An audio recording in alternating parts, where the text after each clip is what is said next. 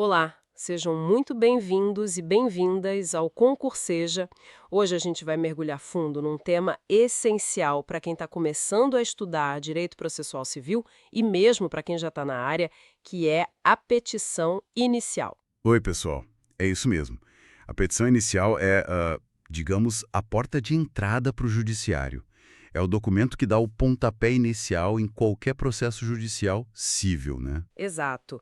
Sem ela, simplesmente não tem processo.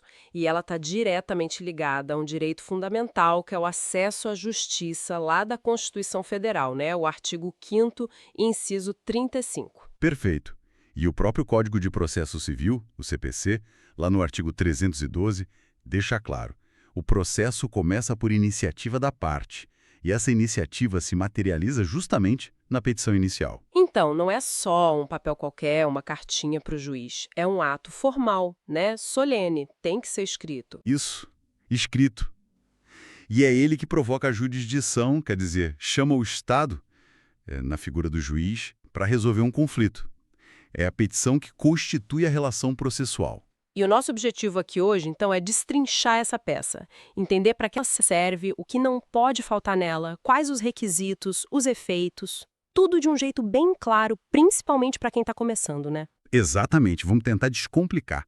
Começando talvez pelas funções dela. Acho que ajuda a entender a importância. Boa ideia. Qual função principal? Assim, a mais óbvia. Bom, a mais básica é essa que a gente já falou. Tirar o judiciário da inércia, provocar a atividade jurisdicional. O juiz não age sozinho, ele precisa ser chamado, né? Certo. Mas não para por aí, né? Ela faz bem mais que isso. Com certeza. Uma função crucial é delimitar o objeto do processo. Ou seja, definir sobre o que exatamente o juiz vai poder decidir. É o que a gente chama de lide, o conflito de interesses. Ah, isso é importante. Quer dizer que o autor, na petição inicial, meio que desenha o campo onde o jogo vai acontecer. Exatamente essa a ideia. O autor apresenta os fatos, os fundamentos do direito dele e o que ele quer, o pedido. E o juiz fica preso a isso. Ele não pode dar mais do que foi pedido, nem menos e nenhuma coisa diferente. É o famoso princípio da adstrição ou da congruência, que está lá no artigo 492 do CPC. Esse mesmo, princípio da adstrição ou congruência, garante que a decisão judicial seja coerente com o que foi pedido. Isso traz segurança para as partes, né? Elas sabem sobre o que será a decisão. Faz todo sentido. E, além de delimitar o assunto, o que mais a petição faz? Com todos os dados para individualizar cada um. Nome, CPF, endereço. Aquela coisa toda. Isso. E claro, como já falamos, ela expõe os fatos que levaram ao conflito, os fundamentos jurídicos, ou seja, por que a lei dá razão ao autor, e o pedido final, que é o objetivo concreto da ação. E tem mais uma função importante que às vezes passa batido, né? A questão da competência. Bem lembrado. A petição inicial, ao ser endereçada a um juízo específico, por exemplo, a uma vara cível de uma comarca, ela ajuda a fixar a competência. E o que significa fixar a competência? Significa que, uma vez que a ação é proposta no lugar certo, perante o juiz competente, essa competência geralmente não muda mais. Mesmo que, sei lá, o réu mude de endereço depois. É o que a gente chama de perpetuatio jurisdictionis. Perpetuação da jurisdição. Está no artigo 43 do CPC, né? Traz uma estabilidade para o processo, imagino. Exato. Define onde o processo vai correr do início ao fim, em regra. Então, resumindo as funções: provocar a demanda, delimitar a lide, identificar as partes e os elementos da causa e fixar a competência. Muita coisa para uma peça só. Realmente. E para dar conta de tudo isso, a lei exige que ela tenha um certo conteúdo, certos requisitos. Onde a gente encontra isso? A referência principal é o artigo 319 do Código de Processo Civil. Ele lista, inciso por inciso, o que não pode faltar uma petição inicial. Vamos passar por eles, então. Para ficar bem claro, o inciso 1 fala do juízo a que se destina. Isso. É o endereçamento. Para qual juiz ou tribunal você está enviando a petição? Por exemplo, Excelentíssimo senhor doutor juiz de direito da Ponto Vara Cível da Comarca de Ponto. Define para onde vai. Simples, mas essencial. E o inciso 2? Ah, esse é crucial. A qualificação das partes. Nome completo, prenomes Estado civil, se vive em união estável ou não, profissão, número do CPF ou CNPJ, endereço eletrônico, o e-mail e o domicílio e residência, tanto do autor quanto do réu. Uau, é bastante informação. Por que tão detalhado assim? Para identificar sem sombra de dúvida quem são as pessoas envolvidas no processo. Evita confusão com homônimos, garante que a citação do réu seja feita no lugar certo, que as intimações cheguem, enfim, garante que as pessoas certas participem do processo. Entendi. É a segurança jurídica de novo, né? E o inciso 3? Esse parece o coração da petição. É sim, fala dos fatos e dos fundamentos jurídicos do pedido. Aqui o autor tem que contar a história, narrar o que aconteceu de forma clara e organizada. E depois, conectar essa história com um direito. Mostrar por que, com base na lei, na jurisprudência, nos princípios gerais, ele tem o direito que está buscando. É a causa de pedir.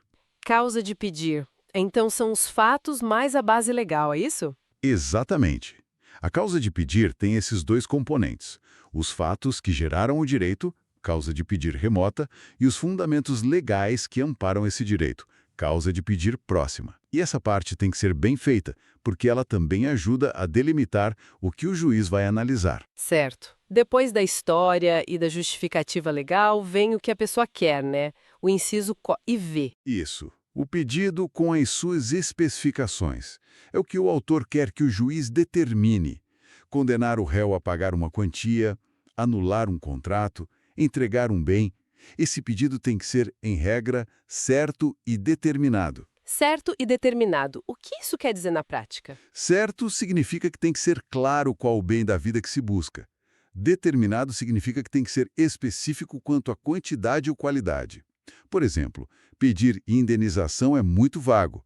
Tem que pedir indenização por danos morais no valor de X, ou indenização por danos materiais correspondente a Y. Existem exceções, claro, onde o pedido pode ser genérico, mas a regra é a especificação. Entendi. E o inciso 5? Valor da causa. Para que serve isso? O valor da causa é super importante. Ele representa a expressão econômica do pedido. Mesmo em ações que não parecem ter um valor direto, como uma investigação de paternidade, a lei exige que se atribua um valor, Por que isso é relevante? por vários motivos. Primeiro, para calcular as custas processuais e os honorários de sucumbência. Segundo, pode definir a competência do juízo, por exemplo, nos juizados especiais cíveis, que têm um teto de valor. E também pode influenciar o rito processual a ser seguido. Tá certo. Inciso V. As provas com que o autor pretende demonstrar a verdade dos fatos alegados. Exato. O autor já tem que indicar na inicial quais meios de prova ele pretende usar. Vai querer ouvir testemunhas, precisa de uma perícia, quer que o réu apresente algum documento. Isso já dá uma ideia do que vai ser a fase de instrução do processo. Mas ele já tem que apresentar as provas ali? Não necessariamente apresentar todas, mas indicar quais pretende produzir. Documentos essenciais, sim, já devem vir com a inicial, como a gente vai ver. Mas outras provas, como testemunhas, ele apenas indica a intenção de produzir. E o último inciso do 319, o sétimo, é sobre a audiência de conciliação. Isso. É uma exigência mais recente, que veio com o CPC de 2015. O autor tem que dizer expressamente se ele tem interesse ou não na realização da audiência de conciliação ou de mediação. É um incentivo para tentar resolver o conflito de forma amigável antes de partir para a briga judicial mesmo, né? Interessante essa preocupação com a solução consensual. E, além desses incisos do 319, tem mais alguma coisa? Você mencionou documentos? Sim, o artigo 320 do CPC diz que a petição inicial será instruída com os documentos indispensáveis à propositura da ação. Documentos indispensáveis. O que seriam? São aqueles documentos sem os quais o juiz não pode nem começar a analisar o pedido. Depende muito do caso. Numa ação de divórcio, a certidão de casamento. Numa ação de cobrança, talvez o contrato ou a nota fiscal. Numa ação possessória, prova da posse. É o mínimo para mostrar que o direito alegado tem alguma base, sabe? Entendi. É bastante coisa para se preocupar na hora de fazer uma petição inicial. É verdade. Exige técnica, atenção aos detalhes. Uma boa petição inicial já é meio caminho andado para um processo bem-sucedido. E uma vez que essa petição, com tudo isso, é protocolada lá no fórum, ou hoje em dia mais comum no sistema eletrônico, quais os efeitos que isso gera imediatamente? Ao simples ato de propor a ação já dispara alguns efeitos jurídicos importantes. O próprio artigo 312 do CPC, que a gente já citou, diz que a propositura da ação produz efeitos quanto ao réu só depois que ele é validamente citado. Mas outros efeitos já acontecem antes disso. Como quais? Um dos mais relevantes é a interrupção da prescrição. Aquele prazo que a pessoa tinha para exercer o direito em juízo, ele para de contar. Na verdade, o CPC diz que o despacho do juiz que ordena a citação interrompe, mas esse efeito retroage à data da propositura da ação. Isso está no artigo 240 do CPC e também tem reflexo lá no Código Civil, no artigo 202. Isso é muito importante. Evita que a pessoa perca o direito só pela demora natural do processo até a citação. Exatamente. Outro efeito que a gente já comentou é a fixação da competência, a perpetuatio jurisdictionis, do artigo 43. O juízo para onde a petição foi distribuída torna-se, em regra, prevento e competente para julgar a causa. Certo. E tem mais algum? Sim, a propositura da ação torna a causa pendente. E isso tem uma consequência importante. Impede que outra ação idêntica, com as mesmas partes, mesma causa de pedir e mesmo pedido, seja proposta novamente. Se isso acontecer, o segundo processo vai ser extinto por litipendência. Litispendência. Está lá no artigo 337, parágrafo 1º, né? Evita decisões conflitantes sobre a mesma coisa. Isso mesmo. Garante a unidade da jurisdição. Então veja, interrompe prescrição, fixa a competência, gera litispendência. São efeitos bem significativos. Com certeza. Mas a gente sabe que nem sempre a petição inicial sai perfeita, né? O que acontece se ela tiver algum defeito, algum vício? O sistema processual tem mecanismos para lidar com isso. O objetivo principal não é punir o erro formal, mas sim tentar aproveitar o ato e chegar a uma decisão sobre o direito em si. Então, o juiz não vai simplesmente jogar a petição fora por qualquer errinho. Não, de forma alguma. A regra é tentar corrigir. O artigo 321 do CPC é chave aqui. Ele diz que se o juiz verificar que a petição inicial não preenche os requisitos dos artigos 319 e 320, ou que apresenta defeitos e irregularidades capazes de dificultar o julgamento de mérito, ele determinará que o autor a emende ou a complete. Emendar. Quer dizer, consertar. Exato. O juiz vai indicar precisamente o que precisa ser corrigido e vai dar um prazo para o autor fazer isso, que geralmente é de 15 dias. Ah, isso é bom. Dá uma chance para arrumar a casa. Sim, reflete princípios importantes do processo civil moderno, como o princípio da cooperação entre as partes e o juiz e o princípio do aproveitamento dos atos processuais. A ideia é evitar que o processo seja extinto por um vício que pode ser facilmente sanado. Mas e se o vício for muito grave ou se o autor não corrigir no prazo? Aí não tem jeito. Pois é. Se o vício for considerado insanável ou se o autor, intimado para emendar, não cumprir a diligência, aí sim o juiz pode indeferir a petição inicial. Indeferir significa rejeitar logo de cara. Isso, o processo nem chega a se desenvolver. O artigo 330 do CPC lista as hipóteses de indeferimento. Por exemplo, quando a petição for inepta. Inepta, o que configura a inépcia da inicial. O próprio parágrafo 1º do artigo 330 explica: a petição é considerada inepta basicamente quando ela tem um defeito tão grave que impede a compreensão da causa ou a defesa do réu. Pode dar exemplos. Claro, é inepta se faltar o pedido ou a causa de pedir. Imagina, a pessoa conta uma história, mas não diz o que quer no final. Ou pede algo, mas não explica por quê. Não faz sentido mesmo. Também é inepta se o pedido for indeterminado fora das exceções que a lei permite. Ou se da narração dos fatos não decorrer logicamente à conclusão. Tipo, a história vai para um lado e o pedido vai para outro completamente diferente. Entendi. Uma coisa desconexa. Exato. E, por fim, se contiver pedidos incompatíveis entre si. Por exemplo, pedir a anulação de um contrato e, ao mesmo tempo, o cumprimento desse mesmo contrato. Não dá, né? Realmente. São vícios que comprometem a própria estrutura lógica da demanda. Isso. E além da inépcia, o 330 menciona outras causas de indeferimento, como a ilegitimidade da parte, a pessoa que entrou com a ação não é a titular do direito ou entrou contra a pessoa errada, ou a falta de interesse processual, quando a ação judicial não é necessária ou útil para obter o que se quer. Mas mesmo nesses casos de ilegitimidade ou falta de interesse, ainda pode caber a emenda antes do indeferimento? Se for um vício sanável, sim. Por exemplo, se for só um erro na indicação do nome do réu, o juiz manda corrigir. Mas se a própria pessoa que entrou com a ação não tem o direito que alega, aí não tem como consertar, né? O juiz indefere mesmo. A lógica é sempre tentar salvar o processo, se possível. Fica claro que o sistema busca a solução do conflito, né? O formalismo existe, mas não é para ser um obstáculo intransponível. Exatamente. É o que alguns chamam de formalismo valorativo ou instrumentalidade das formas.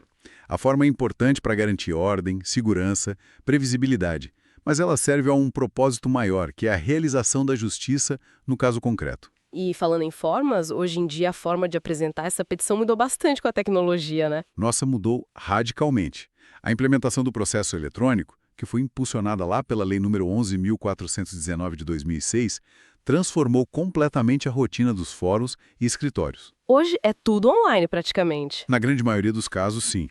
A petição inicial e todos os documentos são protocolados eletronicamente, pelos sistemas dos tribunais, como o PJAE, ESAGE e PROC. Isso trouxe uma agilidade imensa, facilitou o acesso de advogados de qualquer lugar, reduziu custos com papel e armazenamento. Tem suas vantagens, sem dúvida. Mas imagino que exija também uma adaptação, né? Saber usar os sistemas, lidar com certificados digitais. Sim, exige uma adaptação tecnológica. Mas os benefícios em termos de celeridade e acesso são inegáveis. A petição inicial eletrônica é a realidade hoje. Bom, acho que conseguimos cobrir bastante coisa sobre a petição inicial, desde a definição, a importância, as funções. Passamos pelos requisitos essenciais do artigo 319, os documentos indispensáveis do 320, os efeitos da propositura. E também a questão dos vícios, da possibilidade de emenda do artigo 321 e as hipóteses de indeferimento do 330, incluindo a inépcia. E ainda falamos do processo eletrônico. Foi uma boa varredura, eu acho. Deu para ter uma visão geral bem completa da peça fundamental que é a petição inicial. Sem dúvida. Para a gente ir finalizando, qual seria a grande mensagem para quem está nos ouvindo sobre a petição inicial? Olha, eu diria que a petição inicial é a espinha dorsal de todo o processo. É ali que a história começa a ser contada para o judiciário. Ela precisa ser clara, objetiva, tecnicamente correta, porque tudo que vem depois, a defesa do réu, as provas, a sentença do juiz, vai girar em torno do que foi estabelecido ali. É a base de tudo mesmo. Uma base mal feita pode comprometer toda a construção, né? Exatamente. E isso nos leva, talvez, a um pensamento final, uma provocação. A elaboração da petição inicial é sempre um exercício de equilíbrio. Equilíbrio em que sentido? No sentido de que, por um lado, você tem uma série de requisitos formais a cumprir que são importantes para organizar o processo como vimos. Mas, por outro lado, esse formalismo não pode ser tão rígido a ponto de impedir que uma pessoa que talvez tenha um direito legítimo consiga ter seu caso analisado pelo juiz só por causa de um detalhe formal. É a busca por aquele formalismo moderado que você mencionou. Isso. Como garantir que as regras sejam cumpridas para ter segurança jurídica, mas sem que a forma sufoque o direito? Ou, pensando por outro ângulo, como a estratégia na hora de escrever a inicial, na forma de apresentar os fatos, de escolher os fundamentos, de formular os pedidos, pode influenciar, e muito, o resultado final do processo. Uma reflexão interessante. A técnica a serviço do direito, mas sem deixar que a técnica vire um fim em si mesma. Fica aí para a gente pensar. Exatamente. Bom, chegamos ao fim de mais essa conversa aqui no Concurseja. Esperamos que tenha sido útil e esclarecedora para vocês. Muito obrigado pela companhia. Foi um prazer, pessoal. E fica o convite para continuarem acompanhando nossas próximas aulas e os outros conteúdos e cursos aqui do canal Concurseja. Tem muita coisa boa vindo por aí. Até a próxima! Até lá!